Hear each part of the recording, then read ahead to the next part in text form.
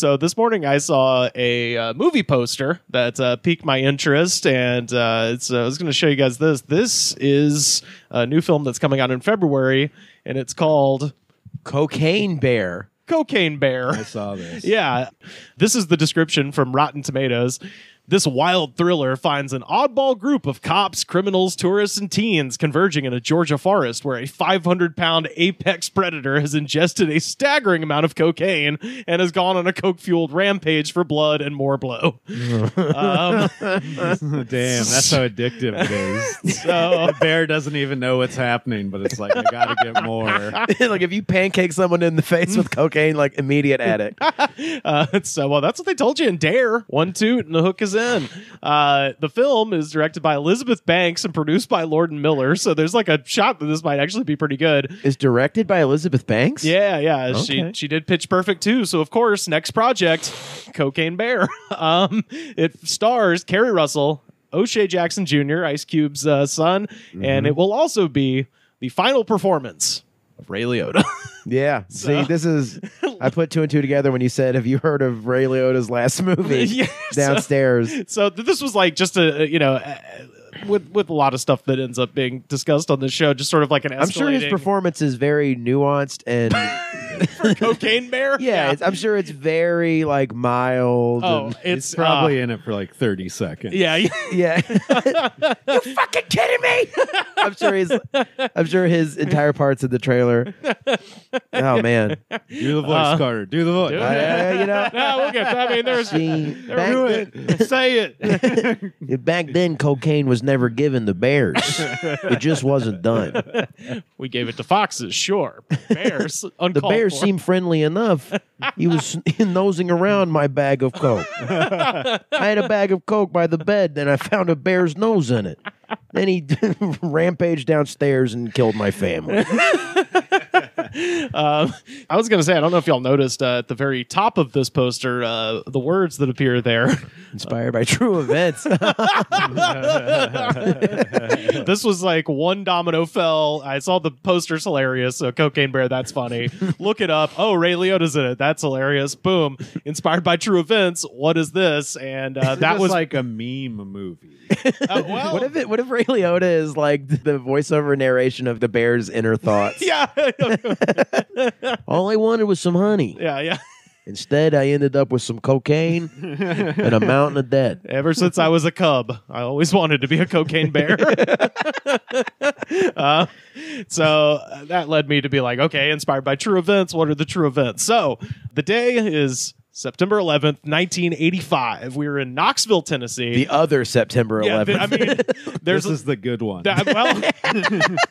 there's still planes involved. So around midnight, an elderly man named Fred Myers heard a sudden sickening thud outside of his window. Thinking nothing of it, Fred went back to bed. When he woke up the next morning, he found a dead man sprawled out on his driveway. So first of all, I love old man wakes up and just hears like, and is like, oh, it's probably nothing. Yeah. Not Well, I going back mean, to wouldn't you, bed. if you just heard something go thud, you'd be like, I don't know. Depends on how loud, but I agree. I would agree with the old man. I'm not getting out of bed. yeah, I'm just like, I don't know. It's like a branch fell or some shit. I Yeah, don't if know. you would have heard a second sound, you would have That's probably true. gotten Yeah. So there was not going to be a second sound. So Or a cat got in some trash or something. yeah, possums, things happen out in Tennessee. So this is the quote from the old man. There was a trickle of blood from his nose that had dried. Other than that, he looked okay. Oh, the old dried blood under the nose. Telltale heart. The dead man was wearing Gucci loafers, night vision goggles, and a bulletproof vest. This is the cocaine bear for sure. On his person, he had 2 handguns, 2 knives, $4,500 in cash, 6 gold Krugerrands. So this guy was a fucking winner, is what you're telling me. Fuck yeah. Tiger blood. The tiger Yeah, blood, absolutely, hell yeah. He had the keys to a Cessna, ropes, and dehydrated food slung around his shoulders. So this guy didn't wait for success to come to him. He took it. He took it, yeah. Okay. Face first, or I think back first. Nose first. Yeah. Slung around his shoulders was a partially open reserve chute. The main chute had failed to open. So there was his problem right there. Also, the man had with him a large satchel containing about $15 million worth of cocaine. 15 million? About 80 pounds of cocaine. He skydove with 80 pounds of coke. Yeah. I would probably get the instructor to go with me if that was. You got to go tandem. Yeah, You got to go tandem if he got. If I had my phone on me, I was like, I don't want to lose my. The man was later identified as Andrew C. Thornton II. Andrew grew up in Lexington, Kentucky, the child of wealthy thoroughbred horse farmers. He attended the prestigious Sayre School as a boy when he was in the Polo Club, and he dropped out of the University of Kentucky to become a paratrooper in the 101st Airborne Division. He participated in the 1965 invasion of the Dominican Republic and received a Purple Heart for his service. So, yeah, this guy's like... So he's a hero? Well, I mean... It's weird because he's going to go from right now he sounds awesome. He's dead in a driveway. He's got Gucci boots and a bulletproof vest and a gun and Kruger hands. He sounds like an international man of mystery. But yeah, he's going to go from really awesome to I tell you, billionaires' sons are different. They just they're made different. I talked to a billionaire's son once, and he said he wanted to start a space program. I'm serious. He was like, and he looked at me like as if aren't you going to start a space program? Why wouldn't everybody just start one? After leaving the Army, Thornton became a member of the Lexington Police Department Narcotics Division. So so this is where he's like, this guy might suck, but he's going to turn awesome again. Yeah, sort of. This says he's just going to end up being a dirty cop, it sounds like. Oh, yeah. So he worked on narcotics investigations with the DEA. This is when he began his career of drug smuggling. Thornton used his stint as a narc to build a network of shady connections across the globe. He eventually became the head of a drug smuggling ring known as the Company that flew plane loads of cocaine out of Central and South America. So while he's a cop at the Lexington, Kentucky Police Department, he's also an international drug smuggler. So he hasn't quit being a cop at this point. Not at this point, no. Well, that's so smart. That's how he made all of his connections. He'd arrest people and be like, who's your guy, kind of a thing, and worked his way up. Sorry to bring this guy back up, but this is like the kind of life Mike Lindell wishes he had. Right? Yeah. This is I mean, if we find Mike Lindell dead in a driveway with 80 pounds of cocaine strapped to him, it's the night vision goggles that do it for me. The night vision goggles are so cool, especially in the early 80s. No one had that shit. No. Well, it's like that. I'm reading this book about Don Simpson, the Hollywood producer, right? Oh, maniac, who's a cocaine monster and is a really bad person. Yeah. But guys like this guy and guys like Don Simpson, they don't write their own autobiography. You just read it after they die a premature death. Exactly. That's why he's lying and this guy was for real like a nefarious shithead. And this is how you don't get busted also. Right. So he did eventually quit the police force in 1977 in order to become a lawyer. And even just moving up the ladder of smart drug dealer. Oh, moves. Gotta respect this guy. In 1981, he was among the accused in Fresno, California, of a theft of $250,000 worth of weapons, including a 50 caliber anti-aircraft gun. So he stole the gun from Predator, the helicopter gun. He shit else to do in Fresno. Stole it from the China Lake Naval Weapons Center, and he was also convicted of conspiring to smuggle 1,000 pounds of marijuana into the United States. Oh, come on, man! It's just weed, dude. So far, this guy just sounds cool. I know, that's what I'm saying. That's what I mean. He's a coke kingpin. He's got army guns, literal army guns. Army You guns. can't fuck with this dude. He's got a sense of style. He likes to party. He works with the judges. I know he had a brief stint as a cop. That was kind of a low point, but other than that, I was going to say all the other despicable things that he surely did haven't been mentioned yet. He's back on the up and up. He's always getting blazed. One hundo. 1,000 pounds is for himself. They call him Stays Blaze. That's his nickname. Thornton pled not guilty and then immediately became a fugitive when he fled California. When you're a political prisoner, I know, right? Like he is. They hate me for my freedom of speech, and by that I mean $250,000 worth of machine guns. So you can do some damage with those. It's protection. Yeah, he's the guy's supplying the good times for the fucking West Coast. He needs a little protection.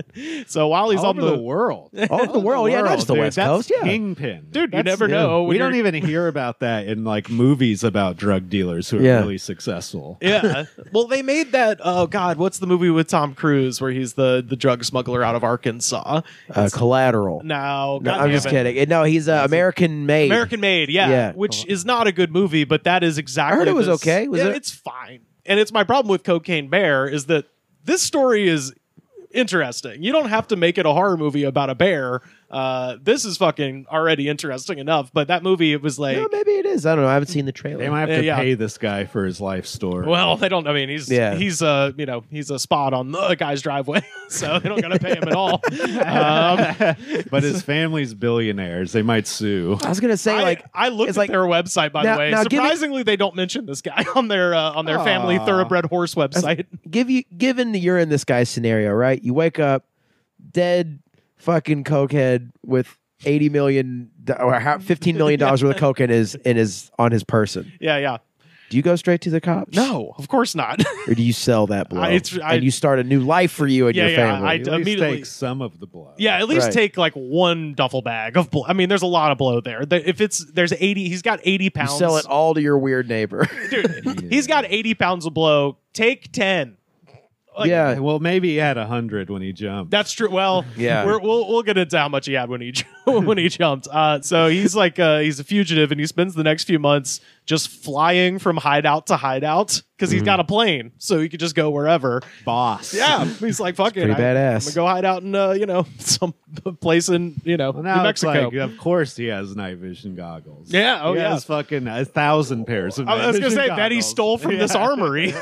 Yeah, the United States government's night vision goggles. But he does eventually get arrested in North Carolina because he stopped to his plane was having issues. Stopped at the airport, radioed in that he was landing for maintenance. They told the cops. He gets arrested in North Carolina. He was sentenced to 6 months in prison for Attaboy. stealing $250,000 worth of Attaboy. guns, fined $500, and placed on probation for 5 Attaboy. years. Attaboy. He got let out. Attaboy. He got let out a month early for good behavior. So Hell yeah. Okay. he only did 5 months for a fucking crazy crime. That's what. Yeah. That's His what- punishment was getting high-fived repeatedly every day until he got let out. Buying So drugs for everyone in the fucking jail. He's just the coolest guy ever. so little is known about Thornton's whereabouts between the time of his conviction and the time in which he went splat on Fred Meyer's driveway, but we do know a bit about the fateful night in question. So his Cessna was discovered 60 miles away in Haynesville, North Carolina, and he literally left a trail of evidence. So on September 14th in Fannin County in rural northern Georgia in the mountains, forest rangers found 3 duffel bags in the boughs of trees. The bags were stuffed to the brim with 95% pure Colombian cocaine. So, Pure. Carter knows. I know the coke lingo. Pure means good. Yeah. So in addition to the 80 pounds he strapped to himself, he's also just throwing giant duffel bags of coke out the plane as it goes because either he thought he was being tracked or he'd been picked up on radar or something, or the plane was too heavy and he just had to like get something gone. But anyway, they think that basically his idea was to jump out of the plane. He had the plane set to autopilot and just was basically pointed it towards the ocean that it would disappear into the Atlantic and then he could meet up with somebody on the grounds. And this Fake was his own death. Classic. yeah, fucking awesome. So some authorities suspected that Thornton had a partner that night named David Lee Cowboy Williams, who was a This is David Lee Roth, but a really horrible alias. this guy was a pilot and a real estate developer from Atlanta. God, the 70s and early 80s ruled. Like, This is back when I guess cocaine didn't have fentanyl all in it. right? So Yeah, it was, no, it's pure, 95% pure Colombian. I mean, people were dying from it left and right. oh, But, absolutely. yeah, It was, but, it was absolutely ruined lives. But 100%. but it was kind of fun and the characters are great. So the idea was for both men to parachute out of the plane, land in a field, rendezvous with a getaway driver, and leave the plane on autopilot and let it disappear. As I said, they would never get the chance to question Cowboy because on September 29th, he and 16 skydivers all died when his skydiving plane crashed. So this plane crashes. Pretty common coke dealer activity is skydiving. Well, I None mean, of these guys are good at skydiving. yeah, apparently not. I'm going to point that out right now. Like not being good at it. It's not. It's You get really one bad. chance to not be good at it. You only get one shot. But yeah, so this other guy, so the guy that they think escaped the first plane crash and got away. He then, before they can even question him, he crashes his own fucking plane and kills 16 people who were going up. He was apparently charging 12. Maybe they all faked their own death. Yeah, maybe. I mean, well, so faking your own death in skydiving is like just another fucking day of the week for these coke dealers and these 80s coke dealers. Nowadays, it's all like, come to my mom's house. It's not like fucking, I have leather snakeskin boots. well, We're gonna do, Leather and snakeskin in the same boot. do the drug deal on an airplane. Yeah, we're gonna do the drug deal on an airplane. Then I'm gonna jump off and change my It's identity. not illegal. We're not on the ground. Yeah, There's no over air laws. It's over international waters, and I'm going to change my identity before I hit the ground. This is a typical Thursday for being a fucking coke dealing playboy in the 80s. yeah. So I found out he was only charging people $12 to go up and jump out of his plane. That's a deal. Well, but that's the issue. Is like I'm willing to pay more to not die. Right? Yeah. You know, and I had just ran the little inflation calculator. That's still only $40 in today's money. It's like, you know what? I'll pay $300. $400 or $40 to go up. And, I mean, I don't know. $40 to go skydiving seems really low. Maybe they already have their own gear. I mean, perhaps. if a Pablo Escobar from Kentucky-esque character offers you a $40 skydiving lesson and you live, Well, the weird little twist with Cowboy's situation is that the investigators in because that's a fairly common coke dealer alias. yeah, Cowboy. well, and a guy who flies you up to parachute out of his plane too. I mean, it's a good pilot designation too, I believe. Let's call one of us cowboy. It's got to, even though Rivers has more cowboy hats, I think it's you. Damn it. You got to wear the hat in the picture for Instagram. I think I'm like Lil Buddy or whatever. Little buddy. Yeah, Lil Buddy. A cowboy doesn't hang out with a little buddy. Come on now. Yeah. We're coke dealers. Oh, you mean in a coke? I thought you meant like an Old West situation. I was gonna say you'd be a little dogey. Yeah, Little Doggy, or I'd be like the barkeep, being like, Trigger champ. We don't like trouble around here, mister. now there's the law. You don't go messing with the law. So when the authorities looked at Cowboy's plane, the second plane, they found sugar in his gas tank. So when they bust open the plane, These guys are full of pranks. well, funny you should say that because there is no consensus as of today in 2022. Best I can tell. They're like, well, someone sabotaged this guy, and we think that either A classic sabotage maneuver. they were like, we think either the Colombian cartel murdered him by putting sugar in his gas tank. Number one cause of death to coke dealers and math teachers.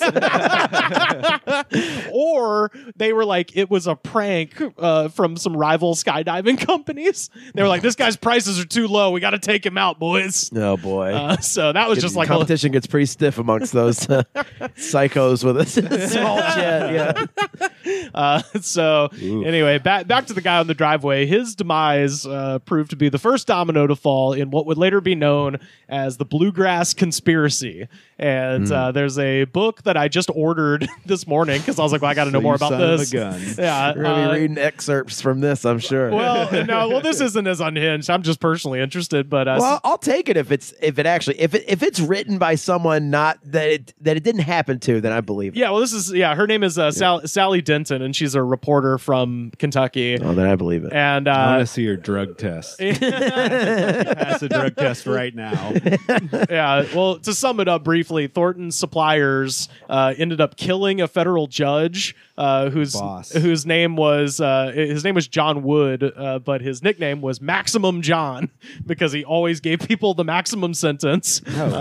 So they this guy. they killed that guy. There is actually a great dollop episode about Maximum John, and his co-conspirator was a guy named Henry Vance, who was a top legislative aide to the governor and later to the Speaker of the House in Kentucky, and he went to federal prison. So this was one of those where it's like the Louisville Police Department's involved, the government of Kentucky's involved, and all this stuff happened because this guy didn't know how to open his fucking chute. Yeah, I mean, this guy wasn't dealing with small potatoes, you know what I mean? Yeah. So authorities eventually recovered duffel bags in the woods in northern Georgia containing a total of 220 pounds of cocaine. So altogether, all said and done, 300 pounds of coke is what this guy was smuggling into Kentucky, presumably. So meanwhile, There It was is a good year for cocaine. 85? It seemed like it, yeah. Hair was huge. MTV was on the rise. Meanwhile, there was one bag full of evidence that the authorities couldn't recover because Mother Nature got to it first.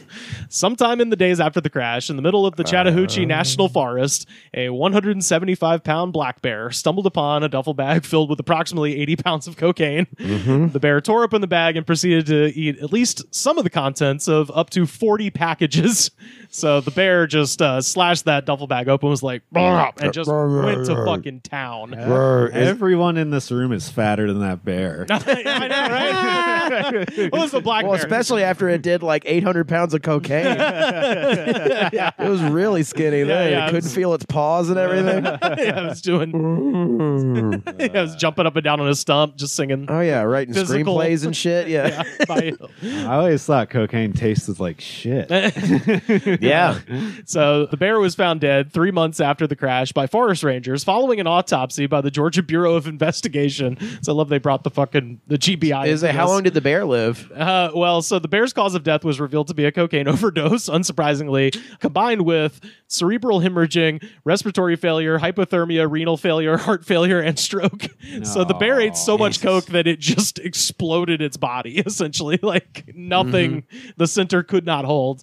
The medical. And yet, Keith Richards still lives. I know, right? The medical examiner who performed the autopsy would go on to say that the bear's stomach was literally packed to the brim with cocaine. So this bear just ate a I don't feel so good. News of the bear's Winnie the Geek. News of the bear's fate was reported upon by newspapers across the country, where the media dubbed him Pablo Escobar. No, buddy. We used to have fun in this country. I know. Before the goddamn liberals ruined the media, we could Brother, you ain't whistling Dixie on that one, man. You'd had coked out bears fucking having their hearts blow up in the middle of the woods. And the whole fucking country was like a goddamn White Snake video. Tawny Catane on every hood. It was a thing of beauty. The medical examiner took the bear's body and gave it to a friend who was a taxidermist. The taxidermist then gave God, it I would away. love to watch that fucking bear freak out for. I mean, sad, but he'd be trying to climb a tree and she'd be like, No, I don't want salmon. I don't want fucking honey. I want to talk about my screenplay. All right, look, it's really simple. No one's ever done this like guy-girl dynamic, but with like, there's like a fucking guy, and he's like, oh fucking, so there's lasers, right? And he's got like a laser sword. Fuck, that's Star Wars. Fuck. Okay, so it's a meet cute, but it's in a volcano. All right. The love interest is Pele, the volcano god. He has a piano tie. Have you been to Hawaii? Have you fucking been to Hawaii? Yeah, so the bear gets stuffed and Again. I know, right? Yeah, the second time. This time with cotton and With cotton. cotton. And the bear is given away to the Chattahoochee River National Recreation Area, who put it on display in their visitor center. But unfortunately, in the early 90s, a forest fire temporarily relocated Pablo to a storage facility in Dalton, Georgia. So they had to move him out of the facility. Pablo was then stolen from the storage unit and sold to a pawn shop in Nashville. Oh, man. The pawn shop owner then sold the bear to country musician Waylon Jennings. It's sitting in a basement right now at Shooter Jennings' house. No, it's better than that. The owner claims that he didn't know where the bear came from, but Waylon said that he told him the entire story, minus the part about it being stolen. After a few years, Waylon got off coke and decided it would be best to get all reminders of coke out of his house, starting with Pablo Escobar. Oh, that was like a trophy to his own cocaine use? Yeah, so that's why. So the pawn shop owner, he knew Waylon in Nashville. He's like, oh, I have something that would be hilarious for your house. And Waylon's like, fuck yeah, bro. And then he puts it in the house. And then when he gets off coke, he's like, sorry, old girl. You just remind me too much of. I just can't do it. I just can't look at you. I don't feel like a bear who overdosed on cocaine. I used to feel like that. So Whalen had Pablo shipped to a friend of his in Las Vegas. And this is how he's always described online. And I don't know why they won't just say a pimp and a drug dealer, allegedly, but they refer to him as a procurer for the wealthy in Las Vegas named Ron Thompson. That's a pimp, yeah. Entertainment consultant. Drug dealer to the rich and famous. Yeah. We call him a bouncer at a bar. So coincidentally, Ron Thompson, also a wealthy scion of Kentucky, is rumored to have been an associate of Andrew Thornton. So the driveway guy. Right. Apparently they knew each other. Thompson put the bear on display in his giant mansion until 2009 when he died. And after he died, Pablo went up for auction at Nella's auction house. Pablo was purchased for $200. He must have been in pretty rough shape at around 2010. Oh, yeah. I don't think these people are taking good care of him. It like went from cokehead to cokehead. I'm sure it's just maggots all in that rotting bear corpse. So it was purchased for $200 by a man in Reno named Zhu Tang. Tang tried to put the bear on display in his home, but his wife hated it. His wife. It was only $200. Come on, it's pretty cool. It's exactly that. It's my money. You know it was a fight. You put in this. It goes in the living room. Its eyes are following me, Joe. So the quote from the wife: he was always bringing home junk from auctions and estate sales and things like that, but that bear was one of his favorite things. He just loved it for some reason. Well, it's an award. Yeah, I know. It's a major award. That's his cool. At first, he wanted to keep it in our living room, but I wouldn't have it. It scared me. She's not opening her mind to the rotting cocaine bear corpse in the living It's room. a conversation piece, honey. Every time me and Reno Nevada walks to the living room, I think there's a black bear in there ready to attack me. What do you want for dinner tonight, honey? Would it kill you to make me happy? One time? Just let me have the fucking bear. All right. I'll be in the garage with the bear. Yeah. You can drop dinner there.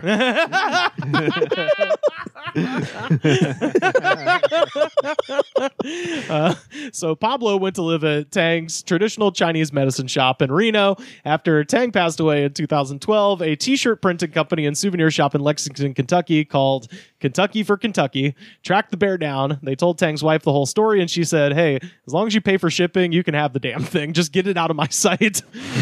Damn. So the She doesn't know what she lost. I know, right? So the cocaine bear now lives in Kentucky for Kentucky's Fun Mall, which is a souvenir shop in Lexington. And the bear is a fun mall. You can spend all your money here. You like keychains? Do not follow strangers into the parking deck at the fun mall. They have renamed the bear OG, and he is usually seen wearing a trucker hat and a gold chain with a sign attached that explains the story of the cocaine bear. Wow. So you can see it now in Lexington, Kentucky. Did they try to make the bear look exasperated and having a terrible time on like its facial expression? I mean, they definitely put some like Rogaine into his onto his fur. I'm sure they had him fixed up because he's the centerpiece of this souvenir shop. They sell Cocaine Bear t-shirts, and I really want the one that's mocked up to look like. You might get the Carly's from Chicago. You might get this for a Christmas present. It's a mock-up of the Chicago Bears logo. Oh, but fuck it says yeah, that looks so Cocaine cool. Bears. I know, it's fucking awesome. So I would walk around Chicago with that. And, same.